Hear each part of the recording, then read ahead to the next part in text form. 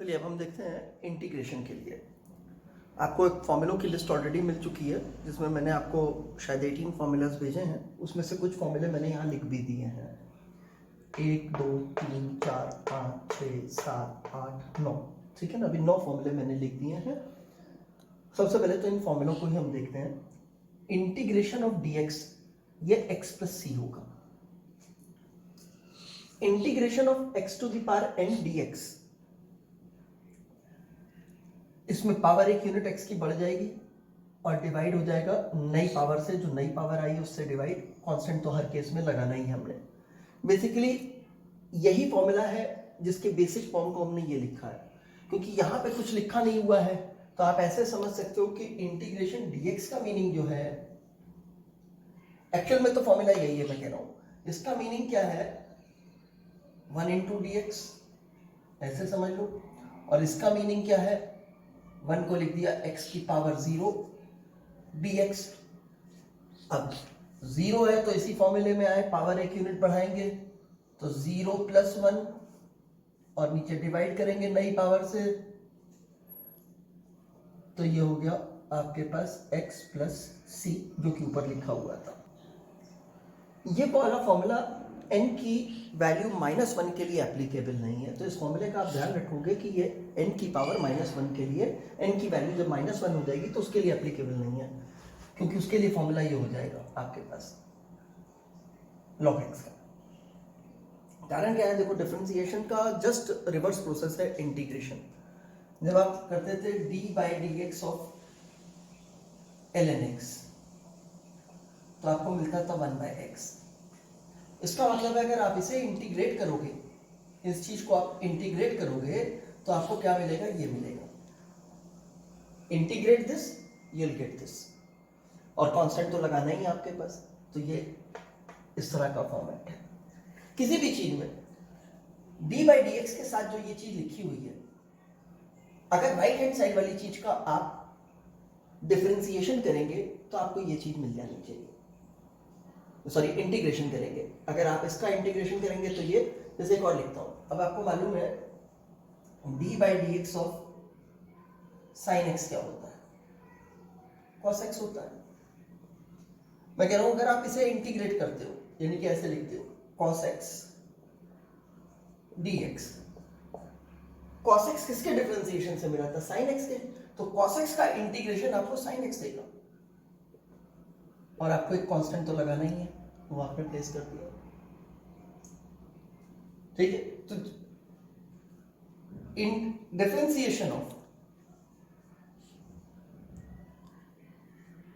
e to the power x, e to the power x होता था। इसका मतलब अगर आप इसका इंटीग्रेशन करते हो, that means integration of e to the power dx, तो आपको क्या चीज मिलेगी, ये चीज मिलेगी, that is e to the power x, और प्लस कांस्टेंट तो आपने लगाना ही है, ठीक है।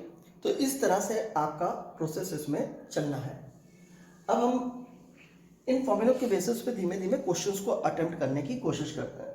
अगला भी एक फॉर्मूला देख लेते हैं, ये वाला integration of a x to the power n dx। ये भी इसी बेसिक फॉर्मूले का फॉर्म है, यानी कि पहला फॉर्मूला, दूसरा फॉर्मूला और तीसरा फॉर्मूला एक्चुअल में एक ही फॉर्मूला है। ये तो एक कांस्टेंट टर्म है जो मल्टीप्लिकेशन में, तो इस कांस्टेंट को तो आप इंटीग्रेशन के बाहर लिखोगे और ये बेसिक फॉर्मूला के फॉर्म में आ गया आपके पास। अब इतनी चीज का रिजल्ट तो आपको पहले से पता है, ये होता है, उसमें बस a का मल्टीप्लिकेशन करना है। अब आप कहोगे तो c में भी a से मल्टीप्लाई होगा, तो c तो कोई कांस्टेंट है, पता नहीं वो 2 है कि वो 10 है कि वो 12 है कि वो -5 है कि वो पाई है, कुछ भी हो सकता है वो कांस्टेंट। तो अगर a एक कांस्टेंट और c एक कांस्टेंट, दोनों मल्टीप्लाई होगा तो भी कांस्टेंट होगा, तो कहेंगे तो अभी भी उसे कांस्टेंट, तो उसे c ही लिखेंगे हम। तो इसका मतलब है इसका रिजल्ट हो गया हमारे पास x की a x to the power n plus 1 upon n plus 1 plus c, ठीक है। अब हम एक एक करके थोड़ा सा इन पे क्वेश्चंस को वर्कआउट करना शुरू करते हैं। सबसे पहले हम 3 फॉर्मूलों को कंसिडरेशन में लेकर के चल रहे हैं।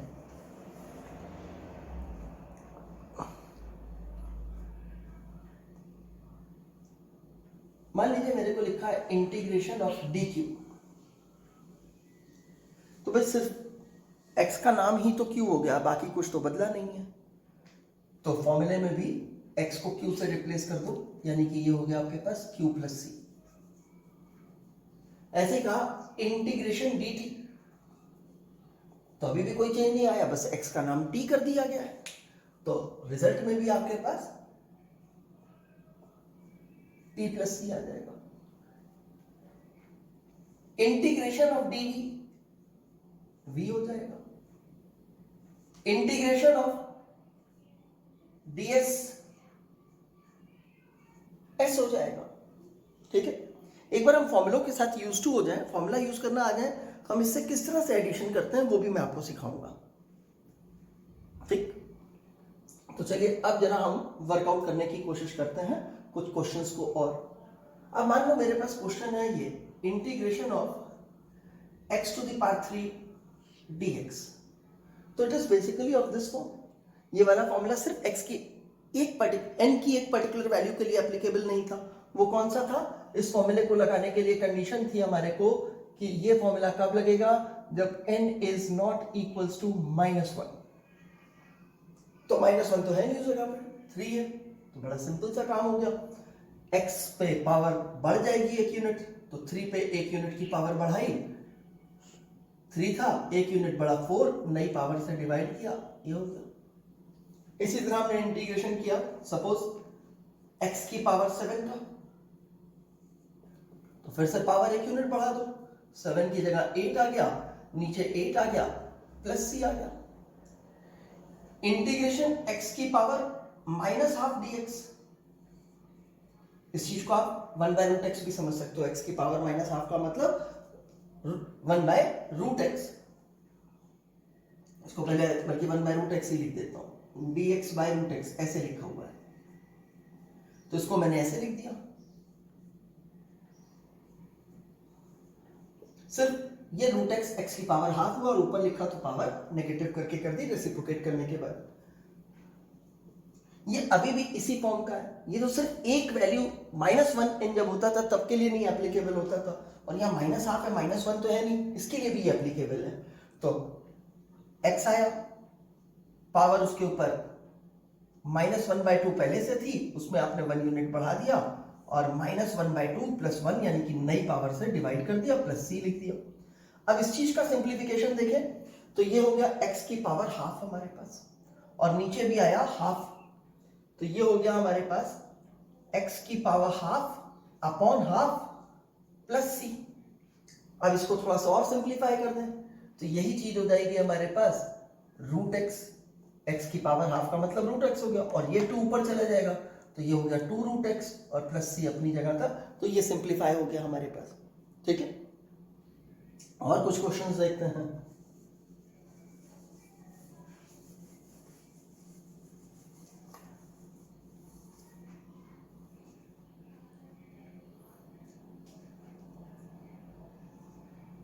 Integration of x to the power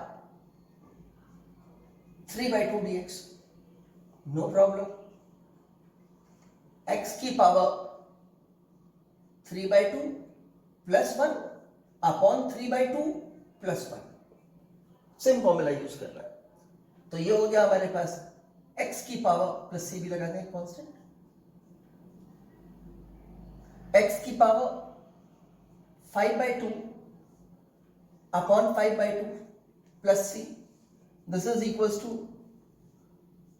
2/5 x की पावर 5/2 प्लस c। ठीक है, ये तो हमारा पहले वाले फॉर्मूलों का फॉर्मेट हुआ। अब देखो डिफरेंशिएशन में अगर हमारे पास अलग अलग फंक्शन एडिशन में आते थे या सब्ट्रैक्शन में आते थे, तो हम क्या करते थे, उन्हें अलग अलग डिफरेंशिएट कर लेते थे। वो एडिशन में होते थे तो उनके डेरिवेटिव्स के रिजल्ट्स को ऐड कर लेते थे, वो सब्ट्रैक्शन में होते थे तो उनके डेरिवेटिव्स के रिजल्ट्स को सब्ट्रैक्ट कर लेते थे। सेम चीज इंटीग्रेशन के लिए भी एप्लीकेबल होगी। अगर इंटीग्रेशन में फंक्शंस एडिशन में है तो आप उन्हें अलग अलग इंटीग्रेट कर लोगे, उनके जो भी इंटीग्रल के रिजल्ट्स आएंगे उनको ऐड कर लोगे। सब्ट्रैक्शन में होंगे फंक्शंस तो आप उनको अलग अलग इंटीग्रेट करोगे और उनके रिजल्ट्स को सब्ट्रैक्ट कर दोगे। जैसे फॉर एग्जांपल मान लो मेरे को इंटीग्रेशन करना है x³ + 2x² dx। अब दो चीजें प्लस में आ गई हैं एडिशन में, इंटीग्रेशन में आपके पास, तो आप दोनों को अलग अलग इंटीग्रेट कर लो, यानी कि एक इंटीग्रेशन करो एक्स क्यूब का, एक्स क्यूब डीएक्स हो गया, और एक इंटीग्रेशन कर लो आप 2x² dx। अब इस चीज का इंटीग्रेशन x की पावर 4/4 हो गया। एक कांस्टेंट आएगा सपोज c1, वो हमने लिखा नहीं है क्योंकि इसमें भी एक कांस्टेंट आएगा सपोज c2, तो c1 और c2 को ऐड करेंगे तो एक कांस्टेंट बनेगा, उसे एक ही बार में c लिख देंगे। ये वाला फॉर्मेट, ये इस तरह का फॉर्मेट है आपके पास, तो हमें मालूम है इस 2 को बाहर रखना है, इसको इंटीग्रेट कर देना है पहले ही वाले फॉर्मूले के रिजल्ट के अकॉर्डिंगली। तो 2 तो हमने एज इट इज लिखा, इसकी पावर 1 यूनिट बढ़ा दी और नई पावर से डिवाइड कर दिया, प्लस एक ही बार कांस्टेंट लिख दिया। ठीक है, ये इसका रिजल्ट हो गया। एक और देखते हैं, integration of √x + 1/√x dx। ये भी दो चीजें आपस में एडिशन में है, तो इन्हें भी दो अलग अलग पार्ट्स में डिवाइड कर लो। √x dx का इंटीग्रेशन और 1/√x dx का इंटीग्रेशन, इसका मतलब है integration √x + 1/√x dx equals to, इसको थोड़ा सा अपने अकॉर्डिंगली अरेंज करते हैं, अभी इंटीग्रेट नहीं कर रहा है, अपने किसी फॉर्मूले के फॉर्म में सेट करने की कोशिश करते हैं। इसे रूट लगाया तो उसको पावर में लिख लिया, पावर हाफ हो गई। इसमें नीचे रूट है तो नीचे हाफ आएगी, रेसिप्रोकेट कर दें तो ऊपर पावर -½ हो जाएगी, तो x की पावर -1/2 dx हो गया। अब इसे इंटीग्रेट करते हैं, ये इस फॉर्मूले के फॉर्म का है, तो पावर 1 यूनिट बढ़ानी है हमारे को, ½ + 1/½ + 1 + c। इसके लिए भी कर दें एक बार, फिर c एक साथ लिख देंगे, प्लस इसमें भी पावर 1 यूनिट बढ़ानी है, -½ था, +1/½ + 1 plus constant of integration. Further simplify करते हैं सर, ये पावर्स ऐड हुई, x की पावर 3/2 हो गया, नीचे भी 3/2 आएगा, ऐसे 3/2 लिखूं या इस 2 को ऊपर लिख लूं इस तरह से, तो ये लिख सकता हूं सर। इसी तरह यहां पे x की पावर -½ + 1 +½ हो गई ये, और नीचे हाफ इस तरह से आएगा, उस हाफ को चाहो तो 2 ऊपर लिख दो, यानी कि आप इसे ऐसे लिख सकते हो, और प्लस c था वो c हो गया आपके पास। ठीक है,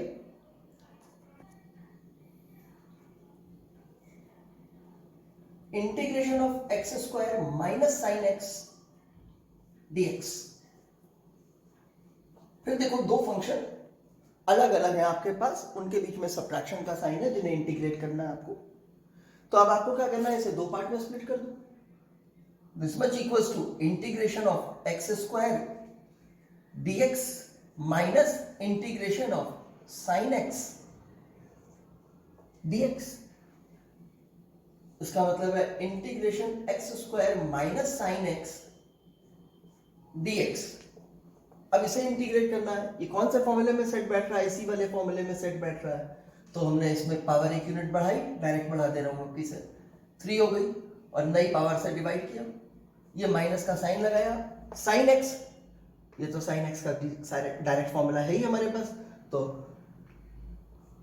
माइनस cos x, और एक इसमें कांस्टेंट आया था, एक इसमें कांस्टेंट आया था, दोनों के कॉम्बिनेशन से कांस्टेंट ही मिला, वो c। इसको थोड़ा सा सिंप्लीफाई कर दें तो ये हो गया x³/3 plus cos x plus c, या ठीक है ना। एक और देखते हैं, इंटीग्रेशन ऑफ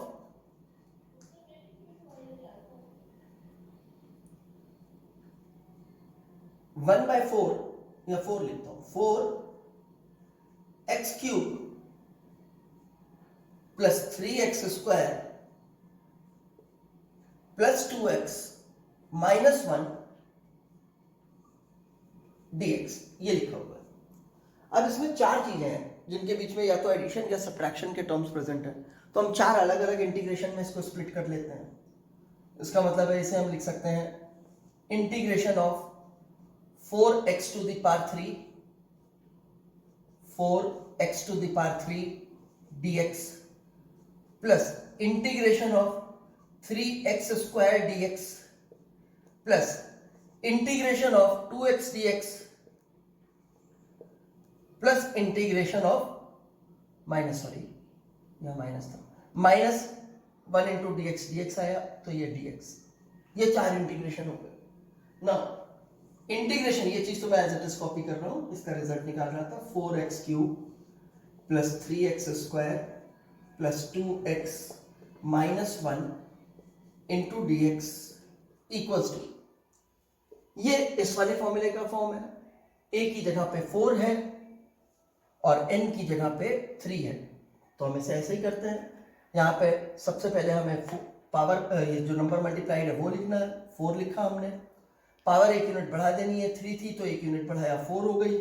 नीचे जो नई पावर आ गई है इस पावर से डिवाइड करना है, 4 से डिवाइड कर दिया, प्लस इस वाले के लिए आए, ये भी उसी फॉर्मेट का है तो 3 एज इट इज लिखा हमने, पावर 1 यूनिट बढ़ाई इसकी, 3 हो गई बढ़ के 2 से, नई पावर से डिवाइड किया, ये भी उसी फॉर्मेट का है तो इसे लिखा 2, पावर 1 यूनिट बढ़ाई x स्क्वायर हो गया, नई पावर यानी कि 2 आ चुकी है उससे डिवाइड किया, और dx तो x होता था तो उसे x लिखा, ये माइनस का साइन था इसलिए माइनस लिखा और साथ में एक कांस्टेंट लिख दिया प्लस c। ठीक है, ये कुछ थोड़ा सा सिंप्लीफाई हो सकता है, उसे कर लें। ये हो गया x to the power 4 plus x cube plus x square minus x plus c। मान लो ये है इंटीग्रेशन साइन 3x dx।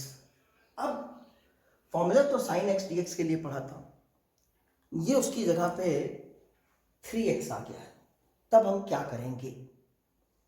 ठीक है, ऐसा नहीं है कि आप अपने मनमर्जी से क्वेश्चन फ्रेम करने लगोगे। अच्छा सर 3x है तो मैं इसको 5x कर देता हूँ, अच्छा सर मैं 3x ना लेता हूँ ना 5x लेता हूँ, x क्यूब ले लेता हूँ, ऐसे करके काम नहीं चलेगा। ठीक है, यहाँ पे ध्यान रखना x की जगह पे जो चीज आई है वो लीनियर फंक्शन ही लिया है, x की पावर 1 वाला ही फंक्शन है, उसकी जगह ऐसा ना हो कि आप कुछ और लिख दो अपने से। जब क्वेश्चन में आएगा तो उसका एक बेसिक तरीका होगा, उसके साथ कुछ और दिया होगा, नहीं तो हो सकता है कि आप ऐसा फॉर्म लिख दो जिसका इंटीग्रेशन या तो होता ही ना हो, कर ही नहीं सकते जिसका इंटीग्रेशन, या फिर हो सकता है आप ऐसा फॉर्म लिख दो जिसका इंटीग्रेशन करना हमारे को फिजिक्स में जरूरी नहीं है। तो हम ऐसी किसी भी चीज को, हम मैथ्स नहीं पढ़ रहे हैं, हम सिर्फ फिजिक्स को समझने के लिए थोड़ा सा मैथ्स पढ़ रहे हैं। हम मैथ्स को समझने के लिए मैथ्स नहीं पढ़ रहे हैं, हम फिजिक्स को समझने के लिए मैथ्स पढ़ रहे हैं। तो जिस तरह के फॉर्मेट है उसमें समझिए लीनियर फंक्शन का ही रिप्लेसमेंट होगा, आपको उसी तरह के क्वेश्चंस मिलेंगे जिस तरह की चीजें हम डिस्कस कर रहे हैं। तो इसमें देखो क्या करेंगे हम, अब अगर x की जगह कुछ और आ गया यहाँ पे तो हम इतनी चीज को कुछ मान लेंगे, इतनी चीज को हम कुछ अज्यूम कर लेंगे, किसी और वेरिएबल के बराबर रख देंगे। जैसे मैंने मान लिया let u equals to 3x।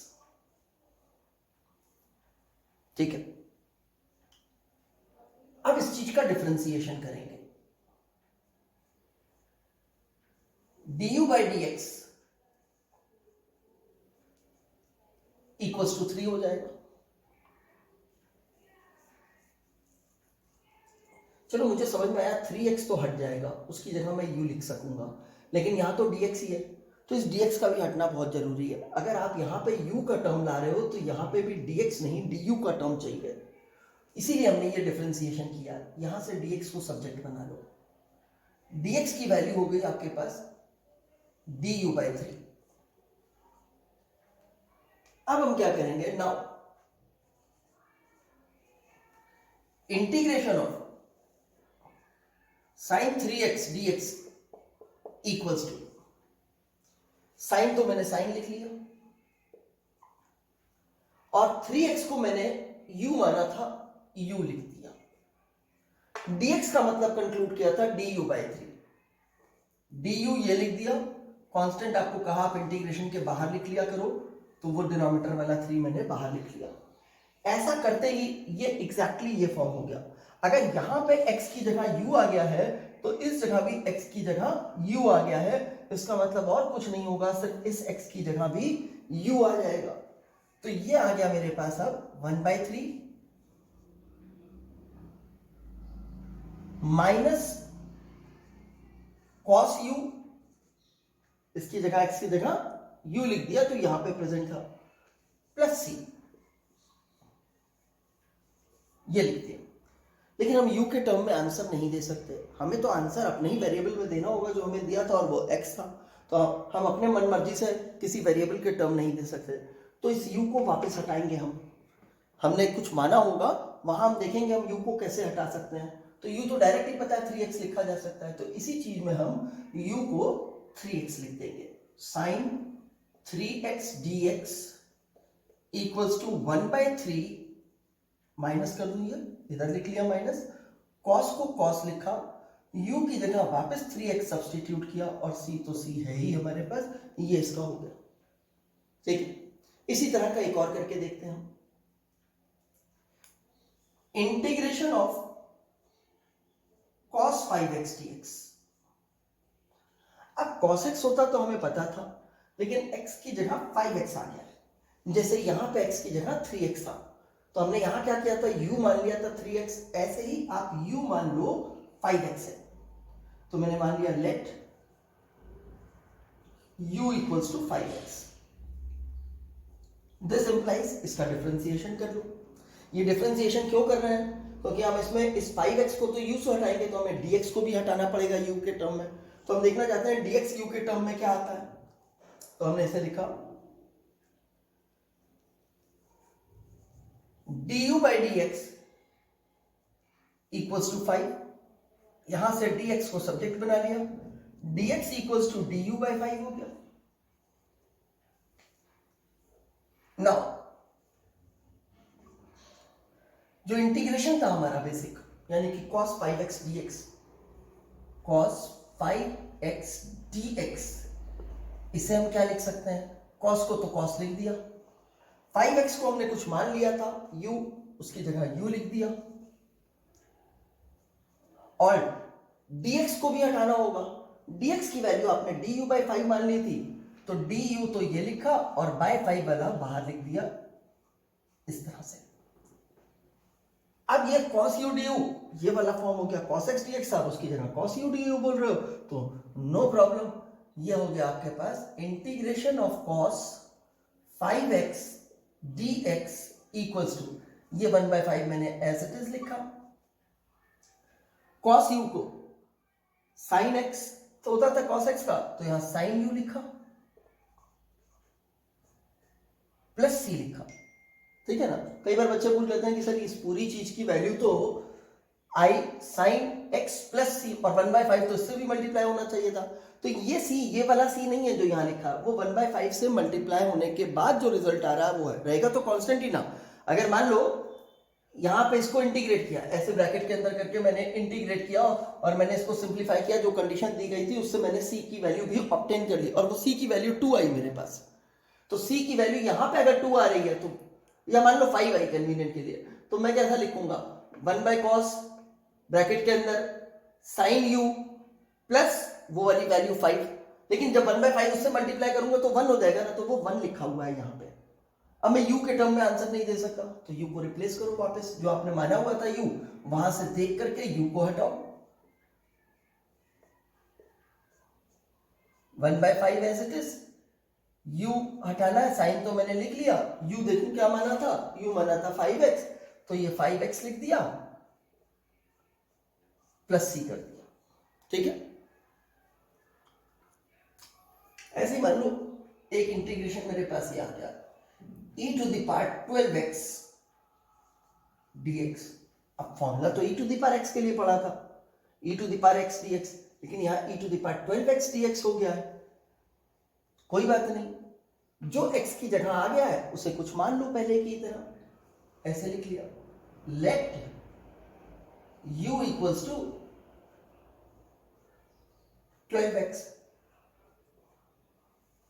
du by dx equals to 12,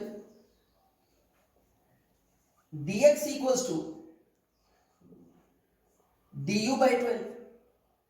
now अब इस इंटीग्रेशन को देखें हम क्या लिख सकेंगे, integration of e to the power 12x dx equals to integration, e को e लिखा, 12x को हमने u समझा था तो इसे u लिखा, dx का मतलब du by 12 था, du ये लिखा और by 12 वाला 1 by 12 करके बाहर लिख दिया इंटीग्रेशन के.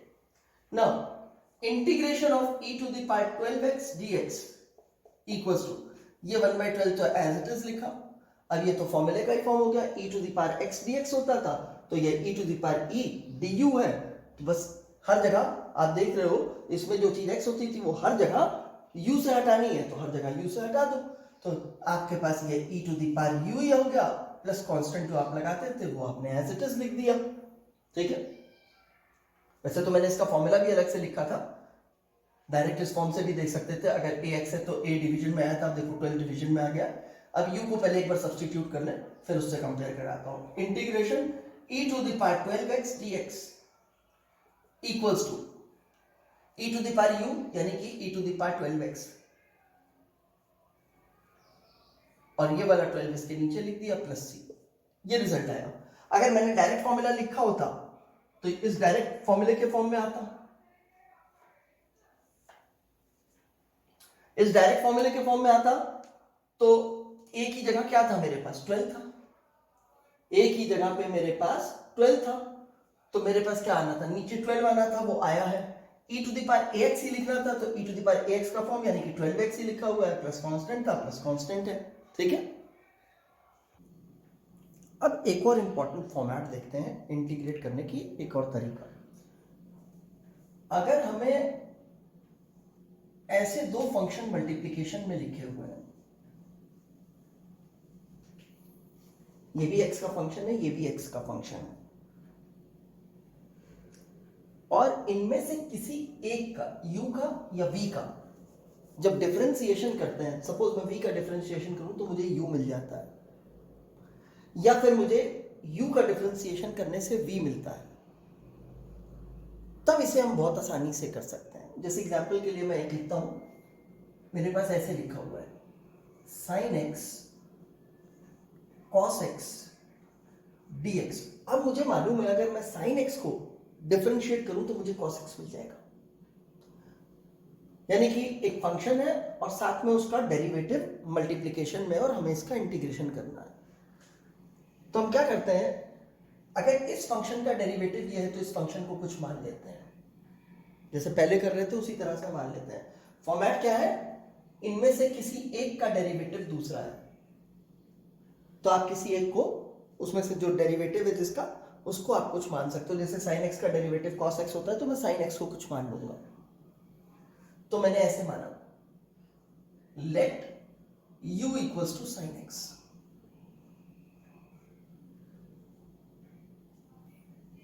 इसको डिफरेंशिएट कर लो जैसे पहले कर रहे थे, du by dx equals to cos x. इसका मतलब du या dx को सब्जेक्ट बना लें, या सपोज dx को उधर ही ले जाके मल्टीप्लाई कर देता हूं, du equals to cos x dx. अब देखो sin x को तो आप u से हटाने वाले हो, और cos x dx को चाहो तो du से यानी कि इस चीज को हटा सकते हो आप. तो अब क्या होगा, आप नए फंक्शन को ऐसे लिख सकते हो, now integration of sin x cos x dx equals to, sin x को तो मैंने u लिख दिया और cos x इंटू dx को du लिख दिया स्ट्रेट अप. तो अब ये क्या हुआ, u du, ये ऐसा फॉर्म आ गया, x की जगह पे u आ चुका है, यहां भी x u हो गया, यहां भी x u हो गया, n की जगह पे 1 आ चुका है. इसका मतलब इसी फॉर्मूले से इसे इंटीग्रेट किया जा सकता है, तो इसे इंटीग्रेट किया u की पावर 1 यूनिट बढ़ गई, बाय 2 किया, नई पावर से डिवीजन होता था, प्लस c किया। अब u के टर्म में तो आंसर नहीं दे सकते, तो u आपने जो माना था x के टर्म में, इस u को वापस x के टर्म में रिप्लेस करो। इसका मतलब है integration of sine x cos x dx equals to, u की जगह मैंने u की वैल्यू रखी साइन x था, तो साइन स्क्वायर x हो गया, sine square x by 2 plus c। ठीक है, इस तरह से कर सकते हैं। एक और एग्जांपल देखते हैं।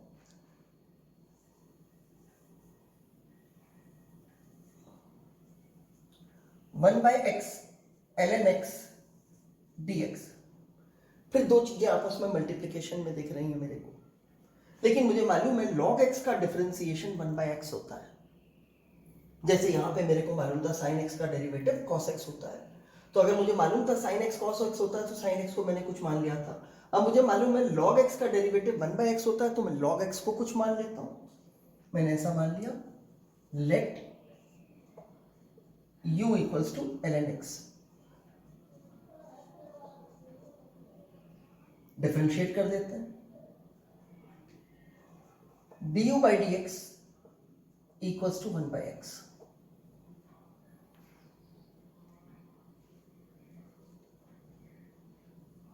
चलो इसी फॉर्म में 1 बाय x को ही हटा दूं यहां से, तो यहां पे मैं 1 बाय x की जगह लिख पाऊंगा du by dx, जिससे से dx dx कैंसिल आउट हो जाएगा। या आप चाहो तो इसको उधर ले जाओ, ऐसे लिख सकते हो du equals to 1 by x dx। Now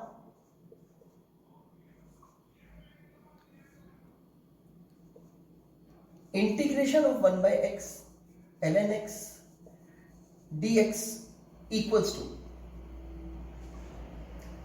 ln x को मैंने u माना था, u से हटा दिया, 1 by x into dx, 1 by x into dx, du आया था, du से हटा दिया। अब ये सिर्फ एक ही वेरिएबल में रिड्यूस हो चुका है u के टर्म में, और ये बिल्कुल यही वाला फॉर्म आ चुका है। तो इसका मतलब है 1 by x ln x equals to, यही रिजल्ट आ जाएगा, क्योंकि ये चीज तो सेम ही लिखी हुई है। अब आपके पास x du का इंटीग्रेशन, x du का इंटीग्रेशन आप कर रहे हो, तो ये हो गया आपके पास u square by 2 plus c। ठीक है, अब u के टर्म में तो दे नहीं सकता, तो u को जो माना था वो आप सब्स्टिट्यूट कर दो।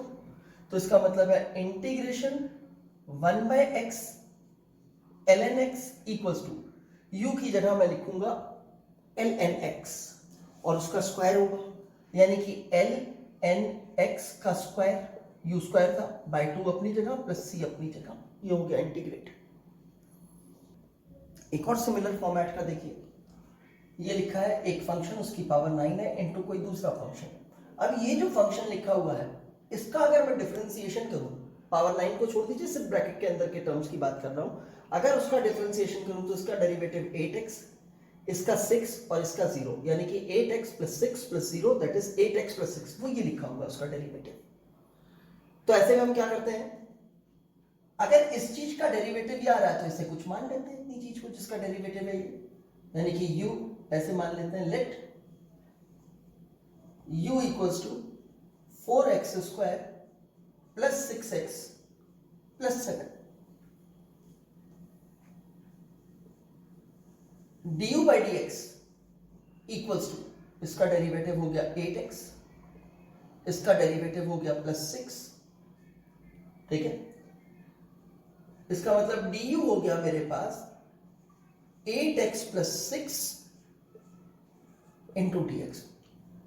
ये चीज ये है, इसको तो मैं ब्रैकेट को u से हटाऊंगा, u की पावर 9 हो जाएगा, और इसको मैं चाहूं तो du से हटा सकता हूं। इसका मतलब है नाउ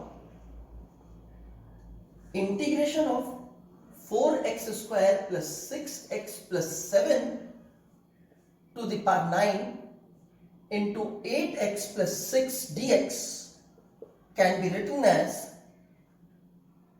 u की पावर 9 du। इतनी चीज को मैंने u से रिप्लेस किया यहां पे, तो u की पावर 9 बन गया मेरे पास ये, और इतनी चीज को मैंने डी यू से रिप्लेस किया, ये फिर से इस फॉर्मेट में आ गया।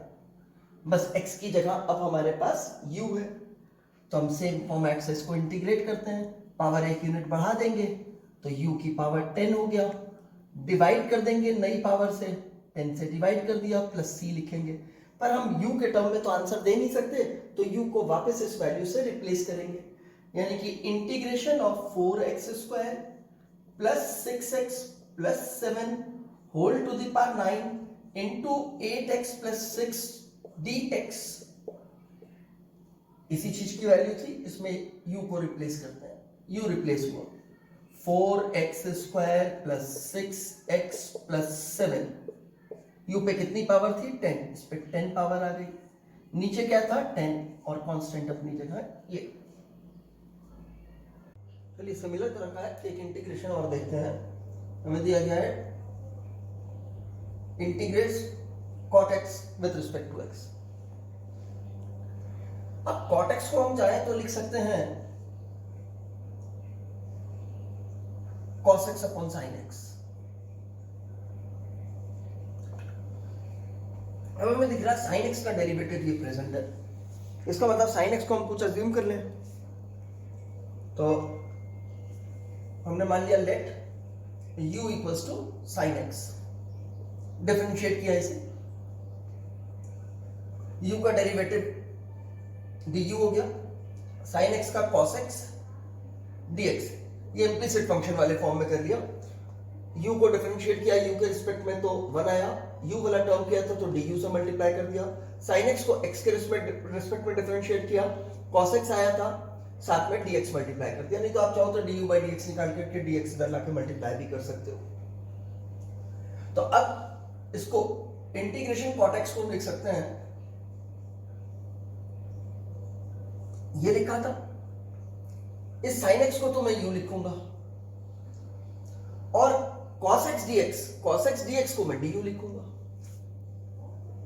तो ये फॉर्म हो गया, ये 1 by dx जैसा ये इस तरह का फॉर्म हो गया, integration of 1 by x dx हम करते थे तो इसे लिखते थे ln x plus c, बस x की जगह वेरिएबल का नाम u हो गया है, तो ये हो गया हमारे पास ln u plus c, u को वापस सब्स्टिट्यूट कर दीजिए जो आपने माना था, तो integration of cot x dx equals to ln u की जगह आ गया sin x और c तो अपनी जगह पे है, ये भी सिमिलर फॉर्म में इंटीग्रेट हो गया।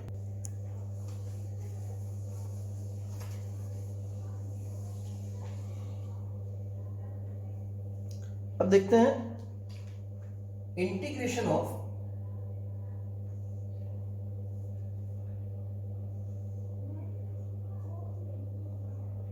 One plus sine x, sorry dx upon 1 plus sine x, या ऐसे कह सकते हो 1 ये।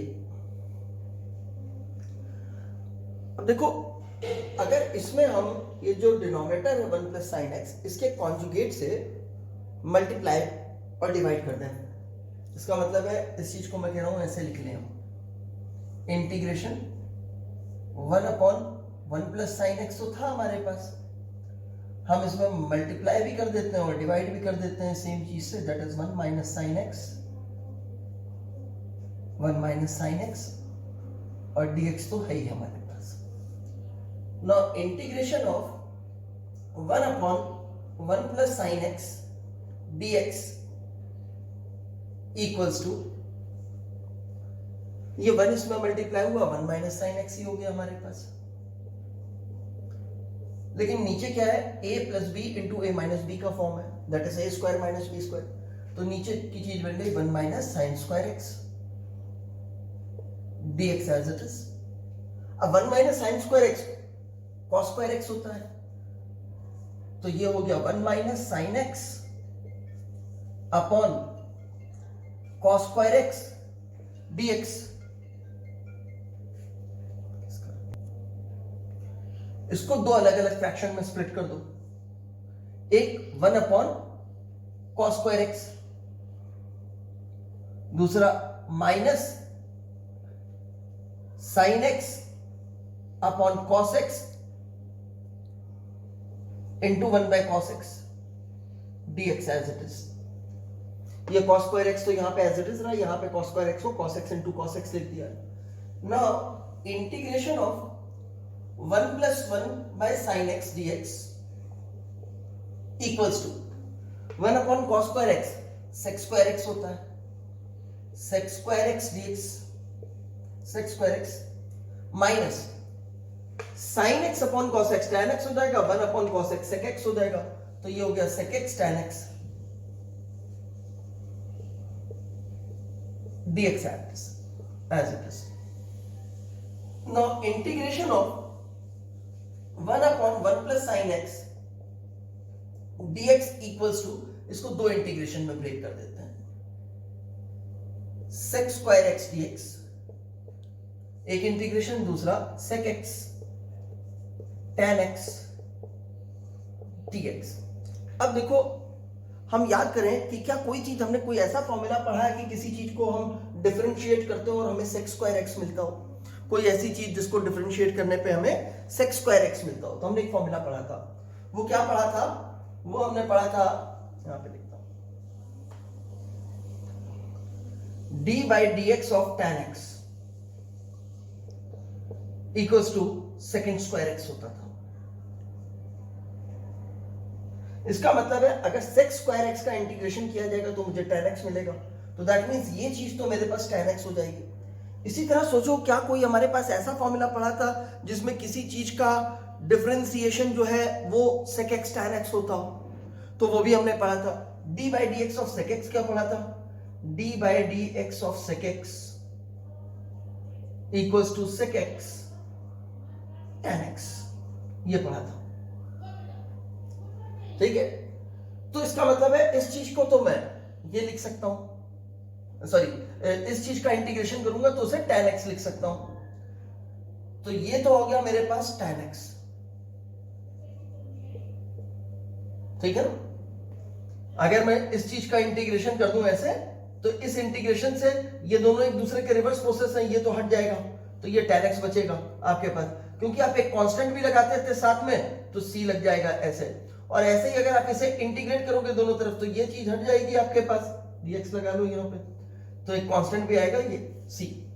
तो इसका मतलब है इस चीज का इंटीग्रेशन मेरे पास sec x आएगा, तो ये हो गया tan x minus sec x, और एक ही बार में एक कांस्टेंट लगा देते हैं, इसका एक कांस्टेंट आया था, इसका एक कांस्टेंट आया था, उन दोनों कांस्टेंट के बीच में ये सबट्रैक्शन हुआ, तो सिंपली एक हमारे पास जो है कांस्टेंट बच गया होगा, वो c के नाम से हम यहाँ पे प्लेस कर देते हैं, तो ये हमारे को इसका इंटीग्रेशन मिल गया। अगर इसी तरह से यहाँ पे माइनस का साइन होता, ऐसा होता, तो हम यहाँ पे कैसे वर्किंग कर रहे होते, इस जगह पे ऐसे मल्टीप्लाई कर देते, फिर हम इसको सिंप्लीफाई करते जाते आगे। यहाँ पे नीचे तो हमारे पास, सॉरी माइनस से क्या था, माइनस था ना, ये प्लस ये माइनस, ये तो नीचे वाला फॉर्म आपके पास cos स्क्वायर x ही बनता, ऊपर का ये साइन बदल जाता आपके पास, 1 + sin x रहता, तो आपके पास फाइनल रिजल्ट में भी जो ये माइनस आ रहा है उसकी जगह प्लस का साइन आ जाता। एक इंटीग्रेशन और देखते हैं, वैसे तो यहीं पे प्रेजेंट है वो इंटीग्रेशन। मान लो मैं आपको कह दूं कि इंटीग्रेट करना है आपने sec x dx को, मैं कह रहा हूं इस बोर्ड पे ये कहीं ना कहीं इंटीग्रेशन प्रेजेंट है हमारे पास, हमें फॉर्मूला नहीं पता है, लेकिन इस बोर्ड को हम ध्यान से देखें तो हम शायद उसकी वर्किंग कर सकेंगे। एक बार आप लोग कोशिश करके देखिए, आप कुछ ऑब्जर्व कर पाते हैं क्या बोर्ड से। जब तक मैं इसको प्रॉपरली एडजस्ट करता हूं कि ये क्या बना मेरे पास, 1 + sin x आया था मेरे पास, ऊपर 1 + sin x हो गया, और नीचे 1 - sin स्क्वायर x हो गया, तो ये चीज आपके पास ये बनी 1 + sin x upon cos square x, तो ये हो गया 1 upon cos square x, minus की जगह यहाँ प्लस आ गया मेरे पास, ये चीज आपके पास ऐसे ही चलती रही, यहाँ पे प्लस आ गया, ठीक। फिर इसके बाद नीचे आए तो ये sec square x dx as it is हो गया, ये प्लस का साइन हो गया, फिर sec स्क्वायर x का इंटीग्रेशन आपके पास tan x हो गया, और इसका इंटीग्रेशन sec x हो गया, बीच में प्लस का साइन था, प्लस का साइन, ठीक है। देखिए मैं कह रहा था इसका इंटीग्रेशन यही प्रेजेंट है, यहां से देखिएगा, इस चीज को मैं लिख सकता हूं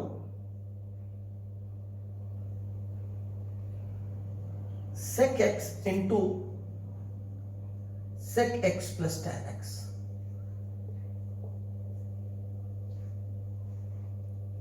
मेरे पास sec x है, मेरे पास sec x plus tan x नहीं है, तो मैंने क्या किया, इसको ऐसे कर दिया, sec x into sec x plus tan x, और नीचे भी sec x plus tan x से मल्टीप्लाई कर दिया, यानी कि न्यूमरेटर और डिनोमिनेटर दोनों को मैंने sec x plus tan x से मल्टीप्लाई कर दिया। बेनिफिट क्या है मेरे को, ये वाली चीज, ऊपर वाली चीज अगर मैं मल्टीप्लाई कर दूं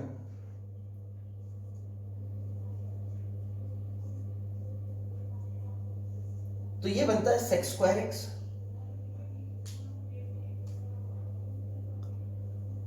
sec स्क्वायर x, और ये sec x tan x,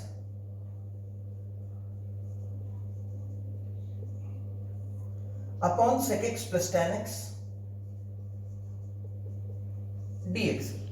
देखो अगर नीचे वाली चीज को अगर कुछ मान लो तो ऊपर उसका डेरिवेटिव प्रेजेंट है।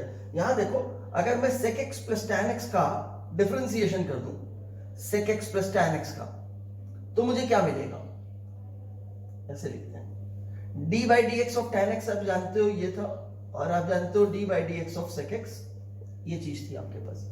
अगर मैं ऐसे करूं कि d by D x of sec x plus tan x, तो क्या मिलेगा मेरे को, sec square x plus sec x tan x, sec square x plus sec x tan x। इसका मतलब है इस नीचे वाली चीज को अगर मैं कुछ मान लूं यूज ऐसे, तो उसका डेरिवेटिव भी ऊपर वाली चीज आ जाएगी। तो चलिए यही कर लेते हैं, इसी तरह से इसे वर्कआउट कर लेते हैं।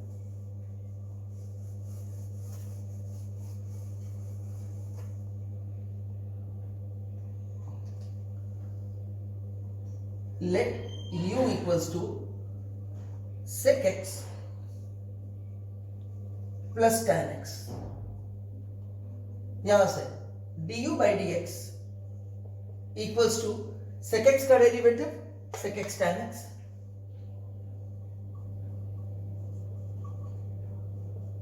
और tan x का डेरिवेटिव सेकेंड स्क्वायर x। इसका मतलब है du equals to sec x tan x plus sec square x dx, sec square x plus sec x tan x into dx, ये पूरा न्यूमरेटर का विद dx वाला part लिखा हुआ है। तो अब मेरा जो इंटीग्रेशन था, integration of second x dx, उसे मैं क्या लिख सकता हूं, यहां तक तो लिखा ही था, इसके बाद मैं ये सब्स्टिट्यूशन करने जा रहा हूं। तो इंटीग्रेशन, इस जगह का substitution sec x plus tan x, sec x plus tan x, इसको तो मैंने u लिख दिया, और ये जो ऊपर एक बचा हुआ था sec square x plus sec x tan x whole into dx, इसको आप चाहो तो ऐसे भी लिख सकते हो। ये इतनी चीज को यहां से मैं देख रहा हूं कि वो du के बराबर है, उसे du से रिप्लेस कर दिया। अब ये तो 1/x dx का फॉर्म हो गया, तो ये log में चला जाएगा, तो ये आ गया मेरे पास ln u प्लस c। तो integration of sec x dx equals to, ln को मैंने log to the base e लिख दिया, चाहो तो ln ही रहने दो। u क्या चीज मानी थी, sec x plus tan x, तो ये आया sec x plus tan x, और यहां पे प्लस c, ये इंटीग्रेट हो गया। ठीक है, सेम कंसेप्ट पे एक सिंपल सा क्वेश्चन और देखेंगे।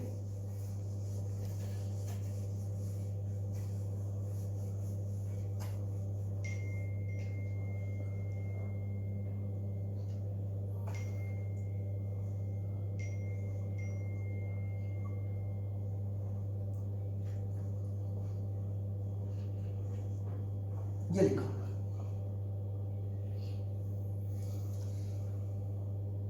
मैं क्या करता हूं, cos x को कुछ मान लेता हूं। cos x का डेरिवेटिव sin x तो नहीं होता, लेकिन माइनस sin x तो होता है, एक माइनस का ही तो फर्क है, ज्यादा कोई फर्क तो है नहीं, तो वो तो मैं एडजस्टमेंट कर लूंगा। तो मैं ऐसे करता हूं, let u equals to sin x, चलो u sin x को मान लिया, cos x को सोच रहा था, sin x को मान लिया, तो भी ये क्वेश्चन सॉल्व हो जाएगा, या cos x को ही मानता हूं, चलो cos x को u मान लिया मैंने। यहां से du by dx निकाला, du by dx equals to minus sine x। इसका मतलब है minus du equals to sine x dx। अब ये जो इंटीग्रेशन था इसमें ये सब्स्टिट्यूशन करना है, cos square x sin x dx equals to, cos x को तो मैंने u माना था, तो cos to the power 5x का मतलब हो जाएगा u टू द पावर 5। इस जगह पे तो इस ब्रैकेट वाले टर्म को 5 था, इसे मैं लिख दिया u टू द पावर 5, और ये sin x dx को मैंने लिखना है माइनस डी, माइनस मैंने यहां लिख दिया, डी यू यहां लिख दिया। अब ये पहले वाले फॉर्म में चला गया, x to the power n dx के फॉर्म में, तो इसका इंटीग्रेशन तो आसान है।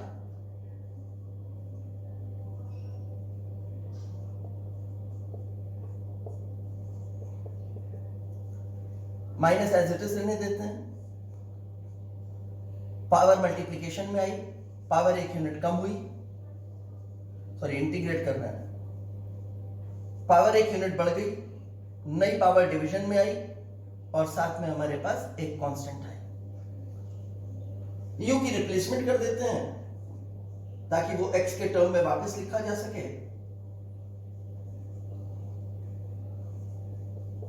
Minus as it is, u का मतलब cos x था, तो ये हो गया cos to the power 6x plus c।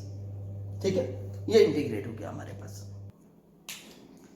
ठीक है, अब हमने जितना एक बार कर लिया है, देखो मैंने कहा ये मैथमेटिकल टूल है, ऐसा मत समझो कि ये आज खत्म हो गया हमारा, दो हम एक बार इसे ओवर करेंगे, लेकिन क्या आने वाले चैप्टर्स में हमें जरूरत पड़ेगी। फॉर्मूले आप याद रखो, लेकिन फिर भी मैं जानता हूं कि कोई हम मैथ्स तो नहीं पढ़ रहे हैं, जब तक आप एक सफिशिएंट प्रैक्टिस नहीं करते हो। मैथ्स में अगर इतना पढ़ो तो ये बहुत बड़ा सिलेबस है मैथ्स का, जितना हमने मैथमेटिकल टूल अभी पढ़ लिया है वो मैथ्स का बहुत बड़ा सिलेबस है, उसको पढ़ने में 5-6 महीने लगते हैं। मैथ्स में धीमे धीमे प्रैक्टिस करा करा के आपको आगे ले जाया जाता है, और हमने बड़ी जल्दी में पढ़ लिया उन चीज़ों को, 5-6 महीने वाली चीज़ों को। हमें अभी समझ में आएगा लेकिन हम भूलेंगे उस चीज़ को, हम समझते हैं कुछ चीज़ें हम भूल जाएंगे, पर आप उसकी टेंशन मत लो। खासतौर से बायो के स्टूडेंट बिल्कुल टेंशन मत लो, क्योंकि ये हमारा साल भर का प्रोसेस रहेगा। जब भी जरूरत पड़ेगी बस आप फॉर्मूले याद रखना, और अगर भूल जाते हो तो मैं जब आपको रिकॉल कराऊं तो घर जाकर के फिर से मैथमेटिकल टूल की शीट खोलना उस दिन, और दोबारा उस सारे फॉर्मूले पढ़ना, क्योंकि जरूरत तो मुझे एक की पड़ी थी। तो ये repeated revision over the year आपको साल भर में प्रिपेयर कर देगा इन चीजों के लिए कि आपको ये फॉर्मूले याद रहे। बेसिकली हमें क्वेश्चंस में ये मालूम चल जाना चाहिए कि हमें ये चीज अप्लाई करनी है। अगर फॉर्मूला नहीं भी याद है तो वो प्रॉब्लम नहीं है, लेकिन पहले ही चैप्टर में ऐसा ना हो कि फॉर्मूला भूल जाओ। ये तो अभी अभी की बात है, अभी तो याद होना ही चाहिए। मैं कह रहा हूं लगातार तो जरूरत पड़ेगी नहीं, इतना मैथ्स नहीं है फिजिक्स में, हमें कभी कभी जरूरत पड़ती है। तो वो कभी कभी किसी किसी चीज की जरूरत पड़ेगी।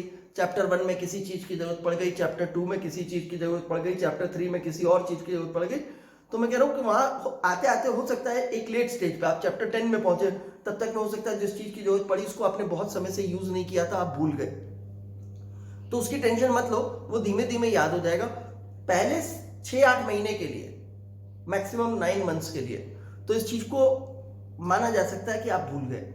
मैं आपको फॉर्मूला फिर से बता दूंगा, टेस्ट से पहले आप अपना रिकॉल करके आओगे, लेकिन जिस दिन मैं आपको फॉर्मूला बताऊंगा कि देखो ये पढ़ा था, उसी दिन आप घर पे अपने फॉर्मूले वाली शीट खोलोगे, देखोगे आपने पढ़ा था। सिर्फ वही फॉर्मूला नहीं देखोगे, उसके नियर अबाउट की और भी चीजें पढ़ोगे, ताकि आपको ओवर रिपीटेड रिवीजन होता जाए। क्वेश्चन आप चाहे फिर से वही लगा लेना, कंसेप्ट फिर से लगा लेना, प्रॉब्लम आए तो दोबारा पूछ लेना। इस तरह से वर्क करते आना। वेक्टर आप नहीं भूलोगे, वेक्टर की कोई प्रॉब्लम नहीं है, लगातार यूज है उसका हमारा। वेक्टर जब हम अब स्टार्ट करेंगे इस वीडियो के बाद, हमने वेक्टर ही स्टार्ट करना है, तो उसको आप नहीं भूलोगे। लेकिन ये समझ लेना, इंटीग्रेशन लगाने से पहले डिफरेंशिएशन का आना बहुत जरूरी है। आपको फॉर्मूला शीट मैंने आपको दोनों के लिए भेज रखी है, इसके लिए भी भेज दूंगा। प्लस पहले कुछ क्वेश्चंस भेजे थे जिसे मेजॉरिटी ने अभी तक सॉल्व करके सबमिट नहीं किया है, तो वो भी आपको सबमिट करना है। मैं उसको दोबारा लोड करूंगा वो क्वेश्चंस, ठीक है ना। प्लस मैं कुछ एडिशनल क्वेश्चंस और दूंगा, तो उनको आप सॉल्व करोगे।